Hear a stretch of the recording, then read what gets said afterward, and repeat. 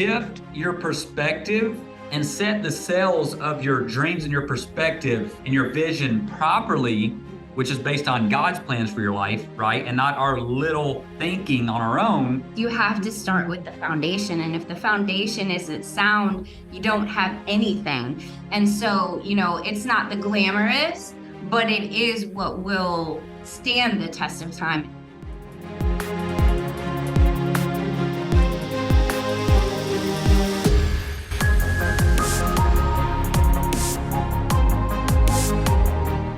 Welcome to the Couplepreneurs Show, where we reverse engineer the success of some of today's most influential power couples in business. Each episode is designed to give you practical and proven steps that you and your significant other can take to grow wildly successful businesses without growing apart as a couple in the process. Today, we are so excited to bring onto the show our great friends and amazing couplepreneurs, David and Katie Marie Hughes. David and Katie are extremely successful investors that have actually built a multi-million-dollar portfolio in rental real estate part-time. Now, it's one thing for them to do it, but what we love so much about them is that they've actually helped so many of their students create passive income for themselves and their family with no experience to start with, very little time on their hands, and very little credit to start with. And we're so excited to talk about not only how they did that, but how they were able to create such a level of influence and impact as an amazing married couple. So David and Katie Marie Hughes, welcome to the show. How are you guys doing today? Amazing. Thank you so much for having us. I feel like I have a permagrin already, just being a part of what you guys are doing and getting to spend some time with you guys today. We're so thankful for you. Yeah, we're so thankful for you guys too. Every time we have a conversation offline, it turns into some of the most deepest philosophical, spiritual discussions we ever have. So we're like, you know what? We need to take some of this conversation onto the podcast and share with other couples, like how you guys were not only able to grow successful businesses, but do so in a way that like clearly prioritizes your marriage and gives you guys a lot of passion, which we're going to talk about. Yeah. So first of all, I think like one of the first things that I want to start off with is, we've met you guys, we've talked to you in person, but we've also like listened to you, and you're one of those people that like speak in quotes. You know what I mean? David, and both of you speak in quotes, you speak in like the t-shirt quotes. And one of the quotes that we've specifically heard from you guys is this concept that financial freedom isn't the end goal. It's what you pass through on your way to abundance. And so I kind of want to start there because I just want to hear a little bit more about your perspective on that and how you came to that perspective and how others can apply it as well. Well, absolutely. And thanks again for having us. We are so honored to be here. We love you guys and what you're doing, who you are, what you do, how you do it. And so we're just thrilled to be a part of this journey with you guys and bringing value to the audience listening. We're so excited for this session together today. We know people are going to get life-changing, life-multiplying value from it. I love that question because for multiple reasons. Number one, if we went and survey people or the people listening right now, and we ask you, what is your dream financially or just in life? It would probably have to do with, at the core, being financially free, meaning they no longer had to trade time for money doing something that wasn't their greatest dream and passion, but they could actually be financially free, totally free, with time and money freedom, to live a life with no limits, which we believe is supposed to be the normal life that God put us here to live, the limitless life. He didn't put us here to live a less than life, a little life. He put each of you here, created you in his image to live a life beyond your wildest dreams. That gives him maximum glory to people around the world. Yeah. And you get to have the greatest adventurous life beyond what you can imagine. That's who he is and what he does. Now, our part to play in that is it first starts with, what we think about, we bring about. And so if we're asking you this question, whoever you are, wherever you're at listening to this right now, what is your dream? If we can flip a switch, you could flip a switch right now and be living literally your dream life in every area. It would have to include financial freedom, because if you don't have financial freedom, then you have to go trade time for money in survival mode to pay bills, then you're going to have limitations in your life of time and money and resources and opportunities to go do what you're most passionate, your highest, best yes is. So people say, man, my dream is to be financially free. Now, the issue with that is then if that's your dream and you're fixated on it, and then you do go down that path and you achieve financial freedom, and then you get stuck in Freedomville, we call it, which is what happened to if those of you who have heard the story in the Bible about the Israelites, they were in Egypt, very limited bondage-based living where most people are at today, trading time for money. They're in bondage in many different ways, time bondage, financial bondage, physical, mental, relational. They're in all kinds of different bondages. Now, so there they were in bondage land of limitations. God's like, hey, I have the promised land available for you just to walk into if you're willing and obedient to follow some simple steps. And I'm even bringing you a leader called Moses, right? And other people. But so here's what happened though. They took the first steps out of the land of limitations toward the abundant land, the promised land, the land of abundance. But then they got stuck wandering around for 40 years till they died in Freedomville. They were free from the limitation where they were there. They were, but the purpose wasn't to come live in the wilderness. It was to actually, Bible scholars say, it only should have been an 11-day journey that they spent 40 years never going into for all the reasons we won't get into. It's there in the story. And so what we say is shift your perspective and set the sails of your dreams and your perspective and your vision properly, which is based on God's plans for your life, right? And not our little thinking on our own. And that is the overflow life. Yep. You guys, that's what you guys are here doing, modeling and leading people into the overflow life in all areas holistically. That's the point. Because if the point is financial freedom, well, that's great for you. You're free now. You don't have to trade time for money. You can go live life full time. Well, that's great for you. But what about all the people and all the impact that God wants to use your life to impact? You need to don't stop in Freedomville, move into the fullness of living that overflow, abundant, ongoing, perpetually multiplying life so that the impact will continue to expand and multiply. You will help more people in more ways. Your life will. God will use your life to do that. I can say a lot more about that. I'm going to pause right there because you get me lit up and excited asking that question. But that's it. You will, when you're looking at the right destination, financial freedom, that's just a byproduct. That's one of the things that you're going to experience on the way to living the full, limitless, abundant life that God put us each here and put you here to live. Yes. A life of overflow, where one of the spokes of the wheel is financial freedom. And it's absolutely essential for living a life of overflow. But there are so many people who are just obsessed with the idea of financial freedom, and they're trading all of the most important relationships, the most important, ethics and morals and all of the things that are the fabric of who we are. And then when they get to that place of financial, like, I don't even know what to do with all of this money. Yeah. They have no relationship with their children. They're on their fifth spouse and miserable, because financial freedom on its own is a form of bondage. When you've traded your entire soul, what does it profit us to gain the whole world, but to lose our souls? And I believe that financial freedom can almost become an idol for people when they don't look at things from a holistic perspective, living a life of overflow and abundance. So good. Yeah.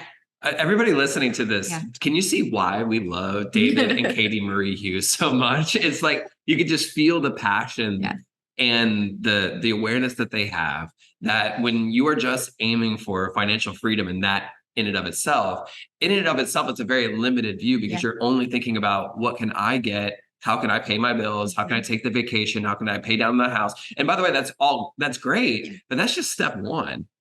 And really, like, the end goal, the goal that can make us all feel so fulfilled and excited to get out of bed in the morning and to build the businesses that God put on our hearts to build, is to think about the overflow of all of the success that you're able to create and how that blesses other people in your life. So, oh my gosh, I love that. Add one thing to that, because that sparks something that I think is so important to share. When it comes to the faith-based community, I've heard so often, and especially what we do all day, every day, help people step into the land of overflow, is, I just really want to have enough. Right. I just want to have enough for my family, cover my bills, maybe pay off my car, pay off my home. That's actually, it seems as though it's a very humble thing. It's actually an extremely selfish mentality.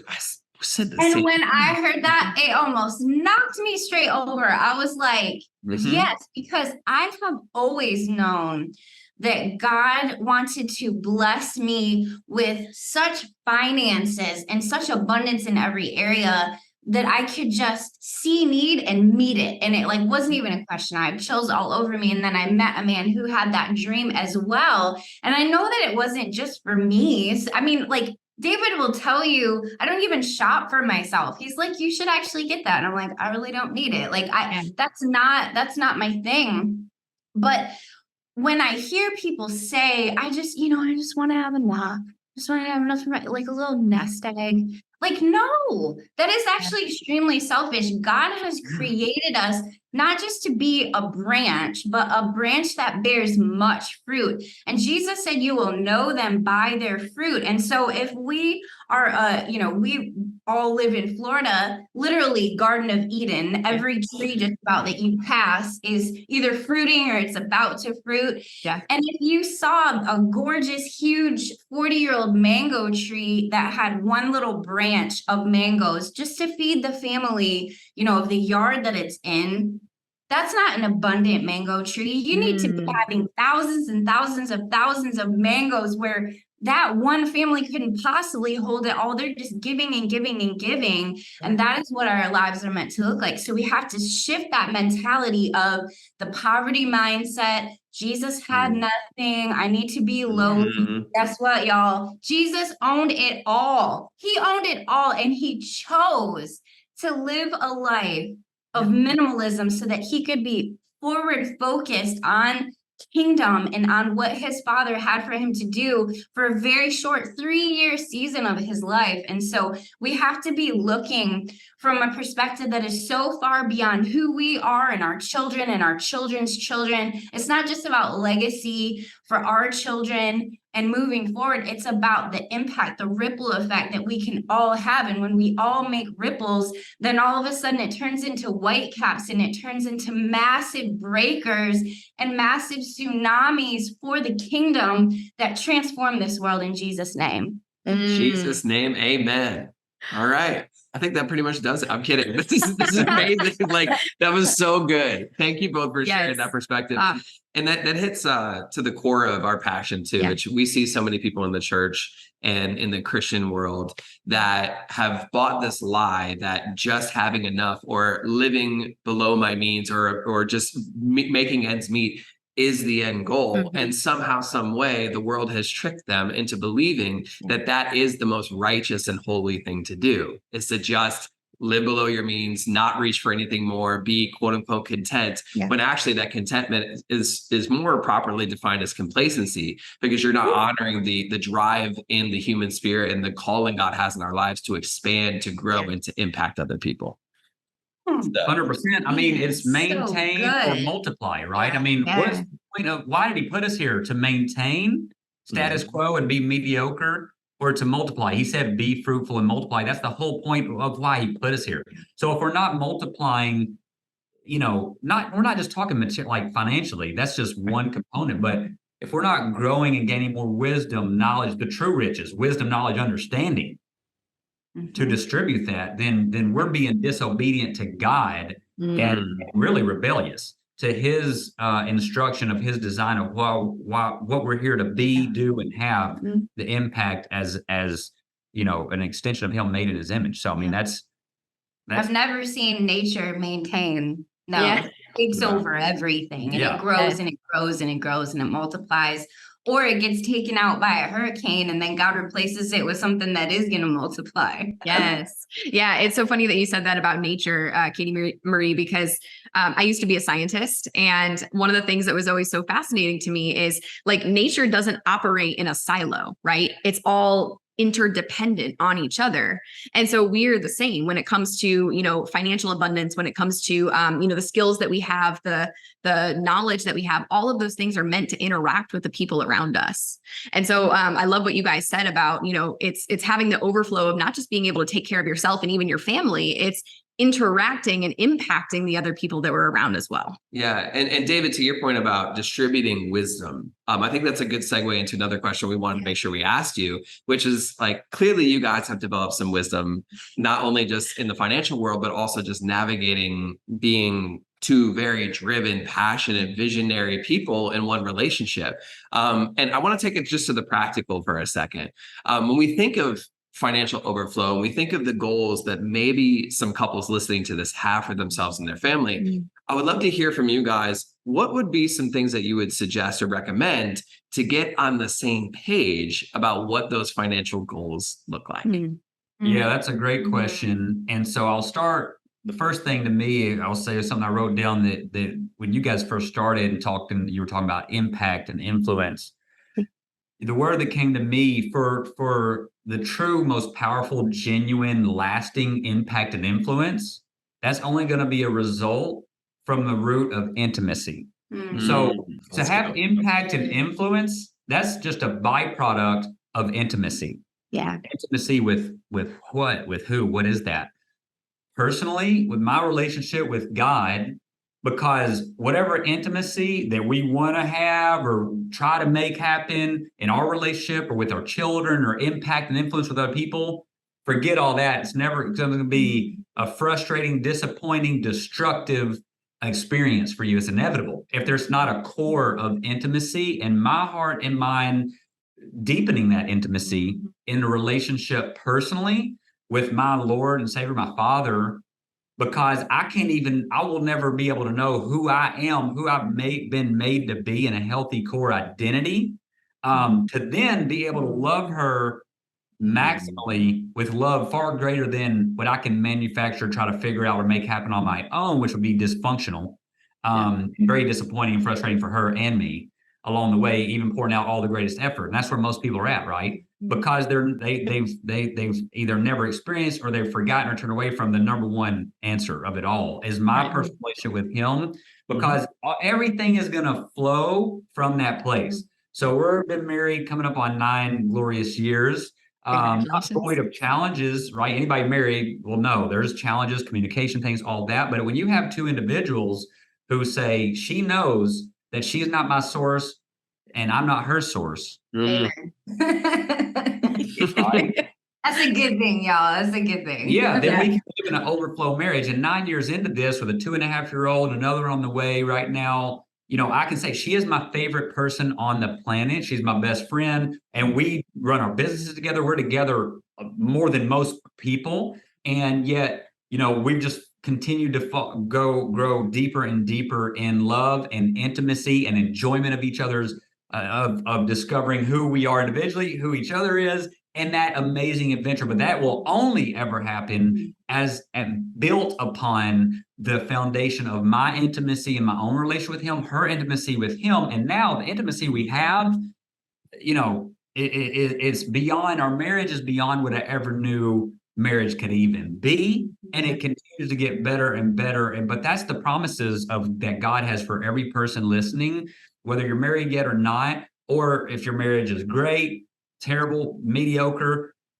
It can all be transformed and quickly, but it does start with you and you seeking as the number one priority of your life, that intimacy with God. So that is practical. I know you asked for what's practical? I can say God's first, but we look at our calendar and our checkbook, and that'll tell you really, how are you investing your time and money? If it's not, well, I'm spending time with him as first priority and resources into what matters to him, then we're just lying to ourselves and we're in self-deception. So the practical is just ordering our life logistics from a time and resource standpoint in alignment with what we're telling ourselves and others that matters most to us. Number one for me, my relationship with God. After that, number one before anything and anybody is her and my relationship with her and our marriage, before our children. They will always know that. And then after that, the first one, which is our children, before anyone else, our businesses, callings, dreams, passions, all of that, them, and then everything else. So if any of that is out of order, there's 100% chance, it's inevitable. You might look good and feel good today. You're selling in blue skies. Oh man, the windfall of money. No, I'm telling you, your wife is falling out of love with you and she's not feeling and thinking what you might be thinking she's feeling and thinking, or vice versa. You see it all the time, and somebody's shocked after this many years of marriage, they walked out. Well, no, that was a slow. That was a That house has been smoldering for a long time. yeah. Yeah. But for lack of intimacy, lack of communication, dysfunctional things, and trying to fix the external without starting at the internal core and then coming together. Because when we're not connected or don't understand, we're like, it's like, okay, I know that with her knowing where to go, for her to get with the Lord, like, Lord, what about this man you gave me? And what does he think? And where are we? Right. And I can go and he's going to point to me first. Every time he's going to say, hey, I know you're thinking she's all not messed up, but like she's off on how she's thinking about this thing.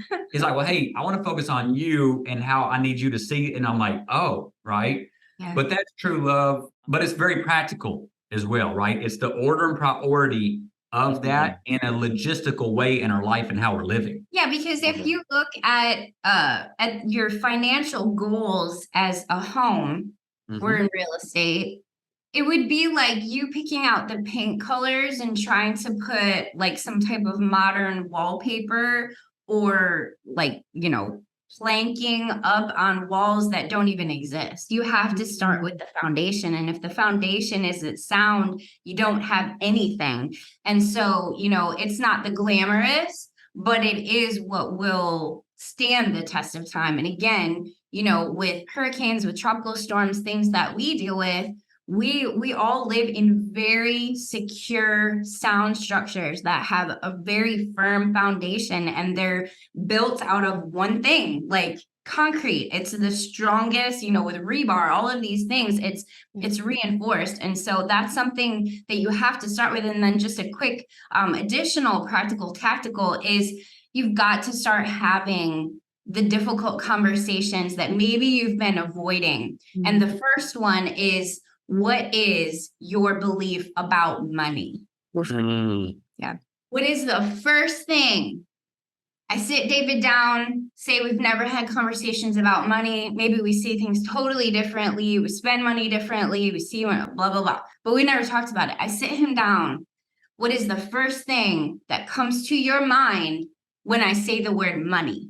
And you got to be honest. You've got to have vulnerability. And in order to have intimacy, you have to have vulnerability and transparency. So this is not a tree that is going to grow and bear fruit overnight, y'all. But the work has to be done. And so finding out deep inside your own, maybe journal about it, maybe talk through it with someone, whatever type of processor you are, you've got to get to the root of what you believe about money. And the same thing with your spouse. Are you both savers? Does one of you have an investor mentality and one of you have a spender mentality? Like you just can't keep money because like it needs to go out and I need to spend it, right? Those can be such toxic things. We both were super savers. When I met him, he was an investor, switched from a saver. I was a super saver, going across town to save 3 cents a gallon on gas, and I'd burn up more gas getting there than the money that I saved. I would go to all the different grocery stores to get the cheapest.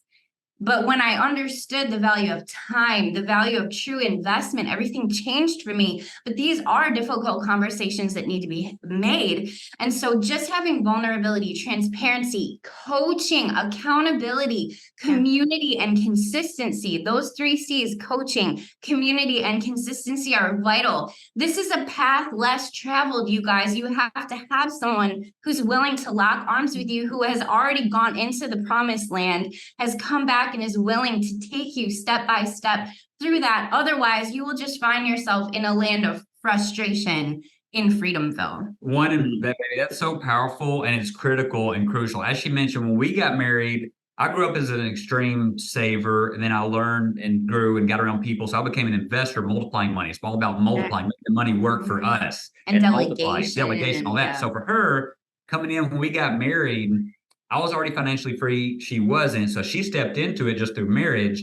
But I want to encourage everyone, listen, wherever you're at, if you're leading the other one, she leads me in things in life and I lead her in certain things. Now, yes, we believe in the model we live is ultimately like the Bible says, the head of every man is Christ, the head of every woman is man. So ultimately, like she knows, she will say, hey, I've said this is what I'm discerning and feel. But if you say we're going to go with your decision, but that's on you, right? But I yield to her giftings and her wisdom in certain areas in leading our home and that way. And then the same in different ways. And it's amazing. But in this, what she was just saying is when she came in, I saw all the time she was wasting the most valuable thing to save a little bit of money.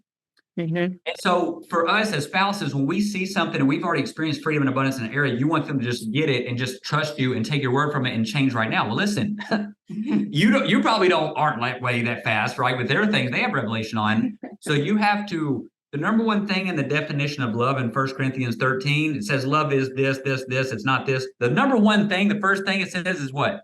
Love is patient. So it took me years of leading her.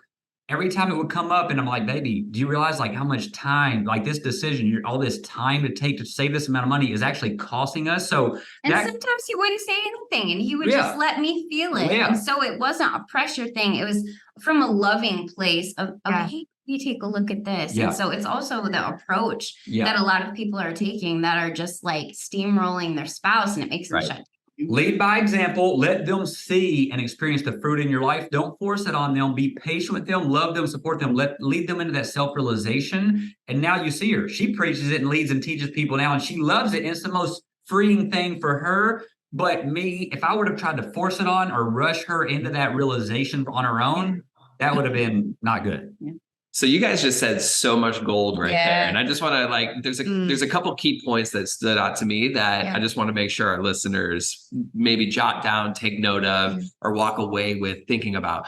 First thing you mentioned was how, David, your intimacy, both of you, your intimacy with God and your relationship with God through Jesus Christ, your time and your intimacy, how that overflows into every other area of life by setting your priorities in order. And by setting the priorities in order that you agree upon between you and your significant other, like that's what allows the house to function. One of the things that we teach the entrepreneur couples that we have the privilege and honor to coach is something that we call a priority hierarchy, where we have couples literally decide exactly what you guys are talking about, which is like what matters to both of us the most in our life. Like for us, God is number one. We are like, our relationship is number two. And then that comes before our work in our life. And that macro level priority that we agree on, it dictates all of the other decisions that we make, including finances. And when it came to the financial discussions that you guys were talking about, that intimacy that you have with God allows for intimacy with each other, where you can be vulnerable and you can speak openly about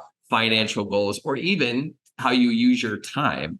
And I love also, you guys, the other point that I want to make sure I highlight for everybody listening is just the trust and faith that you both have in each other to own your own specific domains in the business, but also in your household. And of course, we agree with you on the biblical ways to walk that out. But David, what I love so much about what you're saying is that you're not leading from a place of like coercion or force or like intimidation, which is what most insecure men, if I can be honest, lead with these days. You are actually recognizing your wife's gifting and saying, hey, how can I prop that up? How can I support her? How can I give her the areas in which she is gifted in and like let her do her thing? I think that's amazing, while also simultaneously looking out for each other's best interests.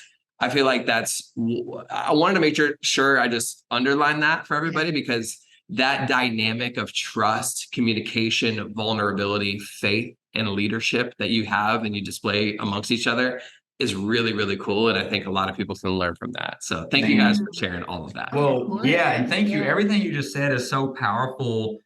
And it made me think of a couple of things that are critical. And it is, for the man, it can be what you just said, to where if a man has strong resolve on something that he's even been successful in and has fruit in financially or whatever, in his mind, oftentimes emotionally and mentally, it can be like, you should just trust me because I know best and I have the proven experience here.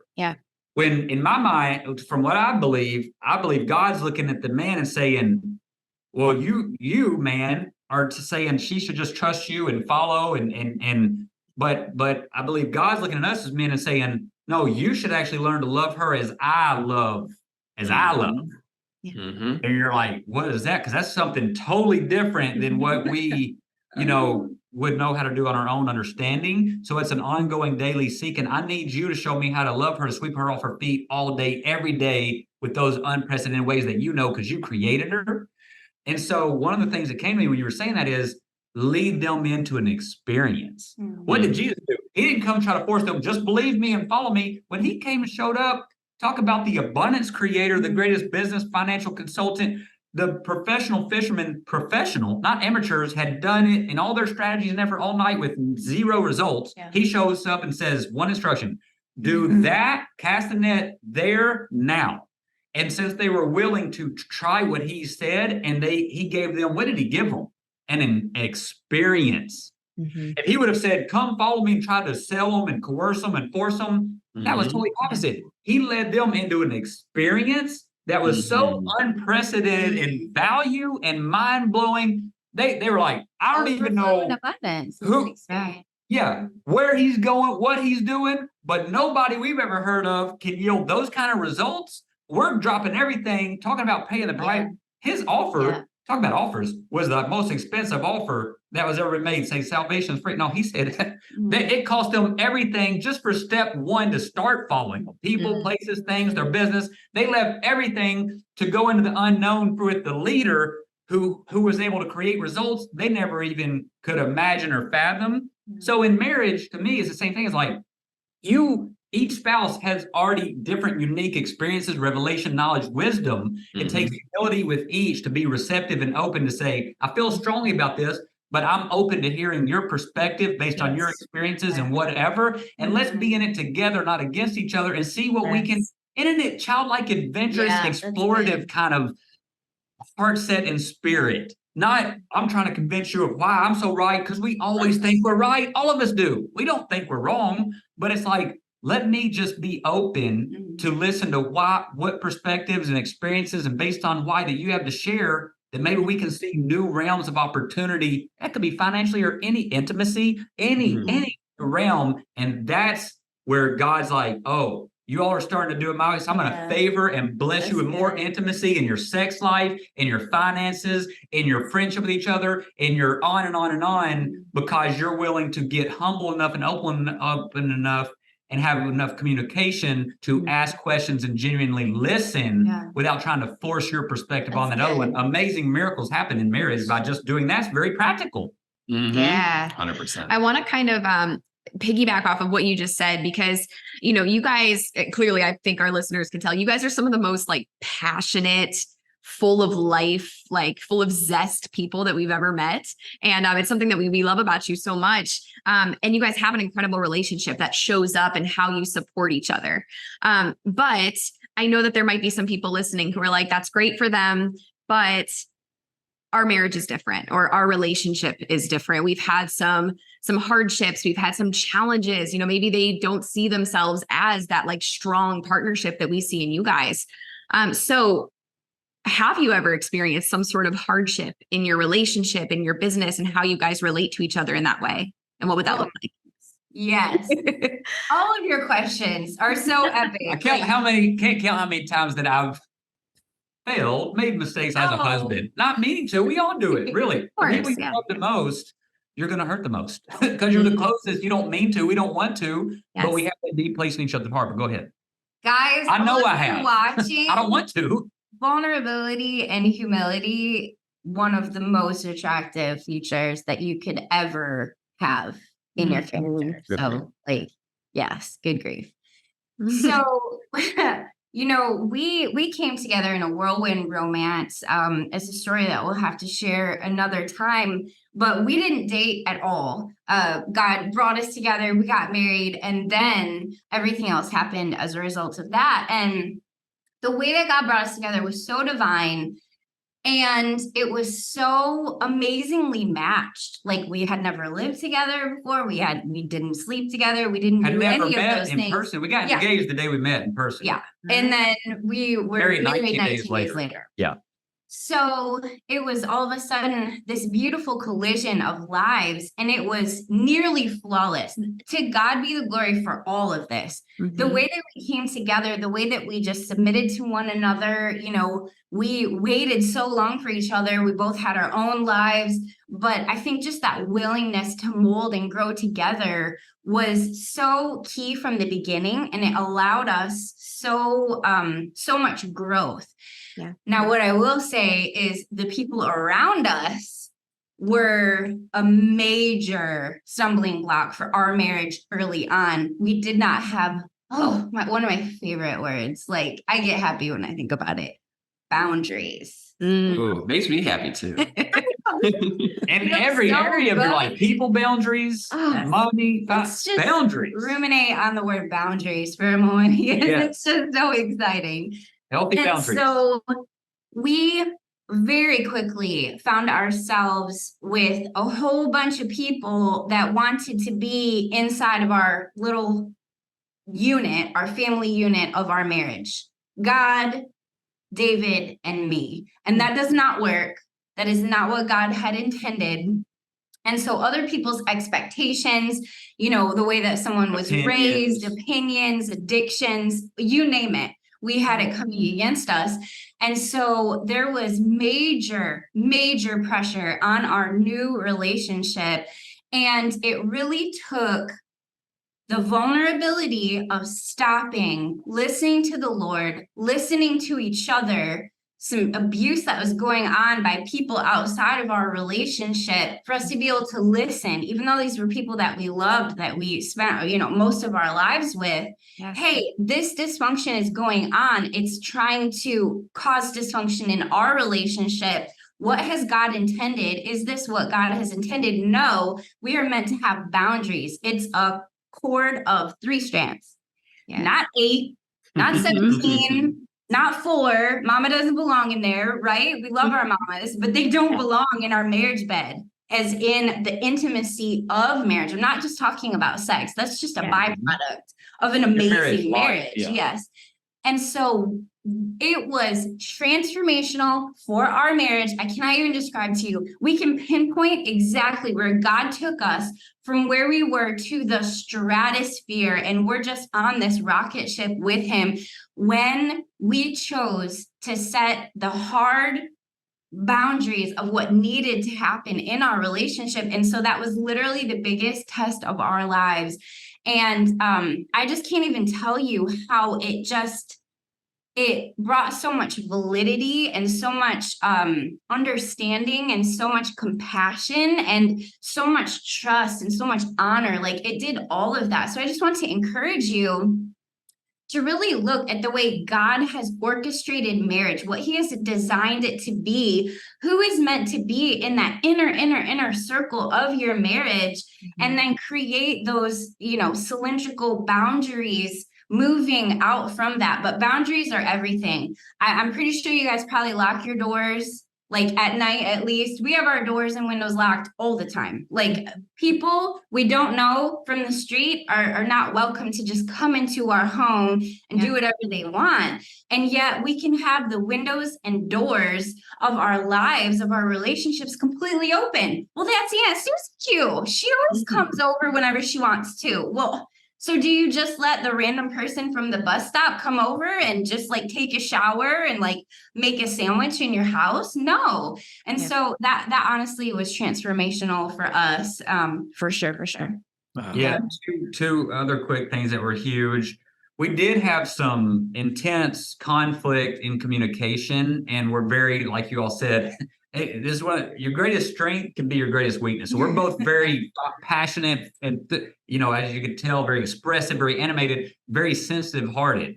So that's amazing in a lot of ways, right? And just like everybody's giftings are amazing when they're used, but without the wisdom of how to wield that, when you have two very headstrong, passionate, animated, sensitive, highly emotional, we both are very sensitive. I say highly emotional, not like in a unset, but like we feel emotion a lot more than most people that live in the shallow spectrum. So when there is conflict or hurt feelings, or then it's probably can be more amplified than of experience, positive or negative, right? Then other people maybe that chill, that kind of flow in here in the spectrum emotionally. So we had to learn a lot in that area of how to communicate and navigate those emotional conversations of hurt feelings and conflicts and misunderstandings. We did have a lot of challenges in that context of areas when we'd have hurt feelings or conflict conversations in the dynamics of how we are and our personalities in our marriage. But again, wisdom and slight little shifts took a world of difference from a lot of pain and frustration and same patterns every time we'd get into a certain conflict to amazing because, and again, a lot of it was me, men, literally, like we are the leaders. What does a leader look like? You're the one on the floor washing feet. I mean, that's what Jesus was, the one on the floor washing the feet. That's a true leader. That's a true leader. So it's me, even though I want to tell my feelings and it's like, no, that needs to wait. I need to make her the priority, make sure she's validated in her heart and her fit. And I need to, and once I made those shifts, and it was hard, it took me a while. Like she told me this over and over, and I kept getting it maybe a little better, but still wrong. But once I did get it, she was like, see how easy was that? I could hurt her feelings when something happened. But if I handled it right with the validation, listening and doing and not defending or saying something that came across in a way, totally different and faster result. So that was epic, huge. It took me a while because these things are habits that we've got to just be open and changing and working on and listening to how does she need to be communicated with when we're in this space. What you both just said, I think is so relatable to so many couples, both entrepreneurial and not. I mean, this is just practical, amazing wisdom, whether we're talking about boundaries and being very clear of like, who's in our inner circle, who is able to speak into our lives and who is not, I think is so important. And then to what David was just saying, learning how to communicate in a way that validates the other person's experience and makes them feel heard and understood and just genuinely caring for what's best for them, not necessarily always trying to push your own agenda that maybe we're passionate about. Like those steps right there, guys, if we just implemented that, like imagine what would happen in the world if every married couple just understood those two principles. Imagine what would happen not only in your marriage, but also in your business if that's how you communicated with each other or your team members or even your clients. Like imagine how that would be. So thank you guys for sharing that. You guys are such a wealth of knowledge and wisdom, and we just appreciate it. We have just one more question for you. And we want to challenge you to just like give us your like quickest gut answer. And we want to ask both of you this question. Are you guys ready for it? Ready. Okay. If you guys stepped on stage to an audience of only entrepreneur couples, meaning these are couples who work together in one business or they own separate businesses, and you could just give them one simple piece of advice that you think will change their lives, what would that one piece of advice be?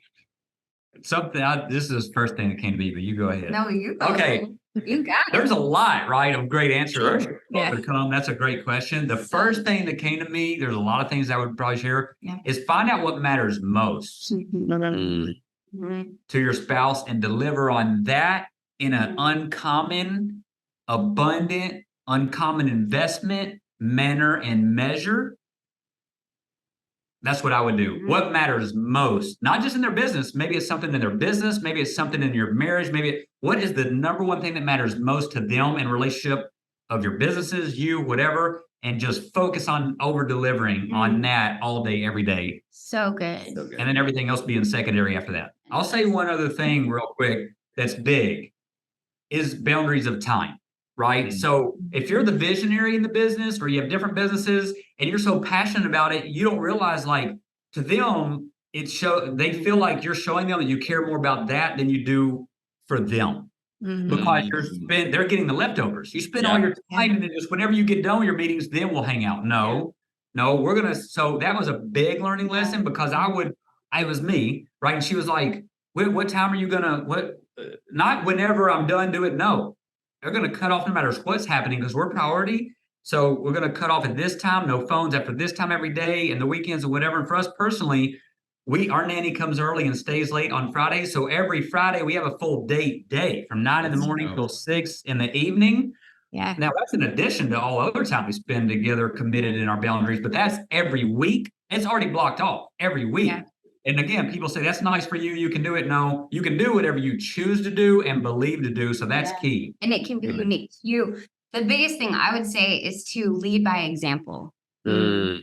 You could constantly be nitpicking, oh, do this, do that, do this, do that. The biggest changes that David has implemented in his life that I already had implemented in mine, I just led by example. I didn't even talk to him about it. He saw the success I was having in these areas of my life, and then he would just naturally gravitate and start doing the same, or he would ask me about it or want me to coach him into it. And so leading by example is everything. And, you know, if you're in a relationship with a spouse who's just extremely dictative to you and, you know, just totally the opposite of what you need, meet them with love and compassion. Make sure that you still have a personal boundary in place where you don't allow them to be abusive, but leading by example. You know, a soft answer turns away wrath. And so it's really difficult to argue with an orchid, like, you know, just a beautiful flower that's like, just love me. Like, I'm beautiful, I'm exotic. You want to be near me, you know, and you're like yelling at this orchid, and then you're like, you are really beautiful. I want need to to chill out. enjoy What am I it. doing here? Yeah. I love that phrase. It's really That's hard perfect. to argue with an orchid. It's so true. Oh my gosh. And well, thank you both for sharing that. Yes. I know that people listening definitely want to continue to be inspired by the life and the example that you both lead. Yeah. So if somebody wanted to connect with you guys or follow you, what would be the best ways for them to do that? Yeah, so on social, I'm on Instagram. You can just look up Life with Katie Marie. I also have a YouTube channel, Life with Katie Marie, and I talk all about living an intentional, simple life so that you can really be authentic, and capsule wardrobing, decluttering all of the excess in your life so that you can really show up. And then David has his handles as well. Yeah, just David B. Hughes on Facebook and DB Hughes 55 actually on Instagram. And then our simplifiedinvesting.com is our main site on the real estate education, and then loveco.live, LOVECO.live for the personal growth and development company. We love connecting with people, Yes. helping any way we Love can, to and do doing life life together. together. So thanks for having us. It's been a blast. Yes, so good to have you guys again. Thank you for being such a light in the world and on this podcast. We are so glad to have you. Yeah. And thank you to all of our listeners as well. Our whole mission here at Couplepreneurs, and as you are seeing right here, exemplified before you, is to show the world that you can have both a thriving business and a thriving relationship at the same time. So thank you for listening. Thank you for being role models for that. And we will see you in the next episode.